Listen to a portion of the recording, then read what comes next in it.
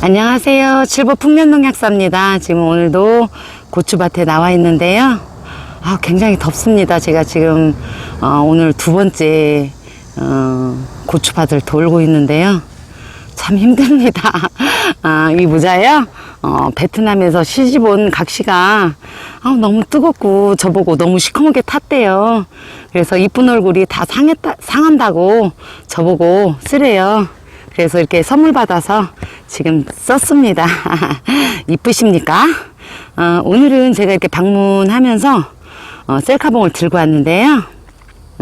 잠깐 제가 농가분들한테 처방할 때 주의사항이나 조언을 드리는 부분, 그런 것들을 조금 설명할까 해요. 근데 그럴 때에는 고온기에는 수분 조절이 굉장히 중요하다, 이렇게 말씀드리고 싶어요. 왜냐면 우리도 덥고 땀을 흘리면 물을 충분히 마셔줘야 체온을 조절하는데 식물도 마찬가지거든요. 그래서 고추도 마찬가지로 수분이 충분하지 않으면 열매나 생장하는 데나 또 꽃이 피어서 제대로 열매로 맺기가 힘들어요.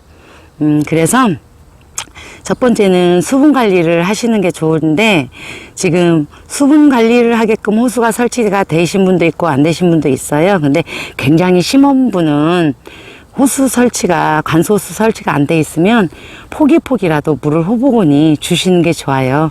그리고 이제 관수 시설 되신 분들은 너무 수분이 많아도 식물에 장애가 오거든요. 그리고 또 너무 없어도 식물에 장애가 오고요. 근데 이제 너무 많을 때는 문제가 장마철 같은 거나 아니면 물을 또 너무 많이 줬을 때 뿌리가 상하는 현상이 오고 뿌리 세포 조직이 약해져요. 그럴 때는 세포 조직이 단단하게 뿌리를 강화시킬 수 있는 뿌리 밝은제를 하시면 좋고요. 거기다가 뿌리 밝은제에다 아인산을 섞어서 같이 주입을 해주면요, 뿌리가 약해져 있으면 어떻게 균이 침투할 수 있는 그런 여건이 굉장히 더 만들어준 거거든요. 그래서 곰팡이 균이나 역병균 이런 것이 아인산 그 자체가 소독을 해주고 균을 죽여줘요. 그래서 뿌리 밝은제에다가 아인산, 굉장히 쌉니다. 한 1리터에 보통 비싼 것이 한 15,000원밖에 안 가요. 뿌리 밝은제에다 혼용해서 관주를 해주시면 굉장히 좋고요. 그리고 이제 상태가 더 안 좋아서 시들거리거나 입이 처져버렸거나 그럴 때는 제일 먼저 해야 할 일이 또 따로 있어요. 관주를 해서 좋은 거를 넣어주는 것도 중요하지만 비가 오고 장마철에 또 굉장히 고온기가 올라가고 그러다 보면 두르기 검은 비닐 포장이 돼 있으니까, 검은 포장은 열을 빨아들이는, 반사가 아닌 빨아들이는 그런 현상이 일어나기 때문에 굉장히 두룩 안에가 뜨거워요. 그럴 때는 열기를 빼주기 위해서 구멍을 먼저 뚫고 수분도 날려보내고 그 다음에 열기도 빼준 다음에 그 다음에 뿌리 밝은제와 아인산을 넣어주는 게 좋고요. 그리고 생육 상태가 너무 안 좋은 상태는, 그럴 때는 유리아미노산제와 뿌리 밝은제 같이 넣어주는 게 훨씬 효과가 좋아요. 그리고 이제 시들거나 이러지는 않은데 석회결핍이 많이 오고 꽃떨어짐이 많고 새순이 안 나와요. 순머지가 온 거죠. 그럴 때는 물을 평소에 내가 호수로 해서 두르게 수분율을 45%에서 50%를 맞췄다 그러면은, 이렇게 고온기 지금 33도가 넘는데요, 33도 정도, 30도가 넘을 때에는 무조건 순머지가 옵니다. 수분 조절이 안 되면. 근데 순머지가 33도가 넘어도 순머지가 최소로 줄이기 위해서는 일단은 수분을 45%나 50% 맞췄던 거를 한 65%에서 70%로 맞춰주세요. 그러면은 이 식물도 더우니까 수분을 많이 흡수해서 몸을 식히기 위해서 에너지를 많이 쓴단 말이에요. 식히기 위해서, 열기를 식히기 위해서 수분을 많이 써요. 그러다 보면 열매로 가야 할 양분이나 수정돼서 꽃이 맺혀서 제대로 열매가 착화가 되는데 그런 장애가 덜 나오거든요. 채소로 줄일 수가 있어요. 그러면은 보통 우리가 이렇게 고온이 올라갈 때 숨머지는 당연히 오는 거야. 이제는 그 시대는 아니거든요. 당연히 오지만 최소화로 해서 넘들이 한 물 반을 쉴 때 나는 한 물만 더 딸 수 있는 여건을 만들어 놓으면 경쟁력이 생기거든요. 근데 이게 굉장히 제가 가르쳐 드린 것은 일부예요. 본인들이 얼만큼 관심을 갖고 정성을 쏟고 관찰을 하고 유지를 해주냐가 굉장히 중요해요. 한두 번 수분 조절한다고 되는 거 아니고요. 꾸준한 관리가 중요하거든요. 그래서 수분을 충분히 어느 정도 비율을 맞춰 주시는데 이렇게 고온기 때는 저는 저희 고추밭이 굉장히 구멍이 많이 나 있어요.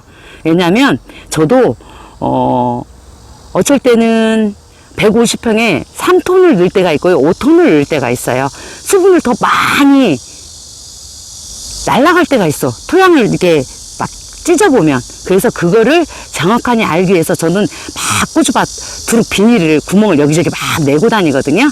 그것은 저도 비닐의 안을 열어보지 않고는 몰라요. 알 수가 없는 거거든요. 그래서 구멍을 여기저기 막 뚫려 있는 이유가 저도 그래요.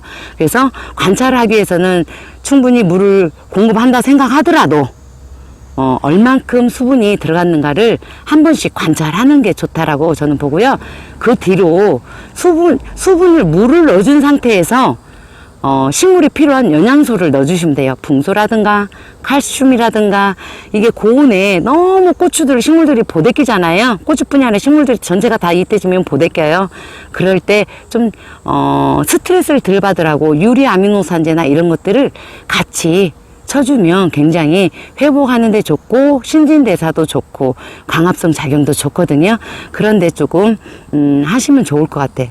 그래도 관주할 때는 영양제를 먼저 하시는 게 아니라 물을 먼저 관주한 다음에 영양제를 해야만 효과가 증진이 된다. 연면 시비를 하더라도요. 관주가 아니라 연면 시비를 하더라도 바닥에 수분이 없으면 영양제의 효과가 제대로 나오지 않아요. 아우 나 못 넣으니까 그냥 위에서 영양제 할 것만 줘. 막 이렇게 막 어머님들도 말씀하시고 오신 분들 그러셔. 어쩔 수 없으니까요. 그렇지만 그래도 수분을 충족을 시켜줄 수 있으면 충족을 시키고 난 다음에 영양제를 하게 되면요.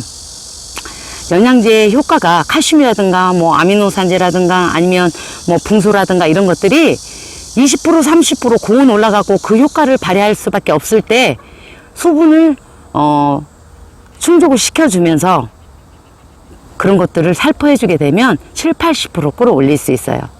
그래서 꼭 항상 농사에는 수분이 굉장히 적당한 양을 주는 것이 좋다. 그렇게 알고 농사에 신경 쓰셨으면 좋겠습니다. 이제 저는 또 한번 쭉 돌아볼게요. 지금 제가 며칠 전부터 오시라고 했는데 제가 너무 바빴어요. 여기저기 많이 오시란 분이 많아서. 그래서 지금 여기를 한번 둘러볼게요. 지금 고추가 이렇게 쭉 달리면서도 불구하고 이 고온 날씨에 이게 새순이 멈추지 않고 잘 나오는 거는 여기에 필요한 양분을 넣어줬기도 하지만 수분을 잘 맞춰줬기 때문에 그래도 최소화로 이렇게 숨머지라든가 열매 달리는 것이라든가 이런 것들을 계속 문제가 되지 않게끔 신경을 많이 쓰셨어요.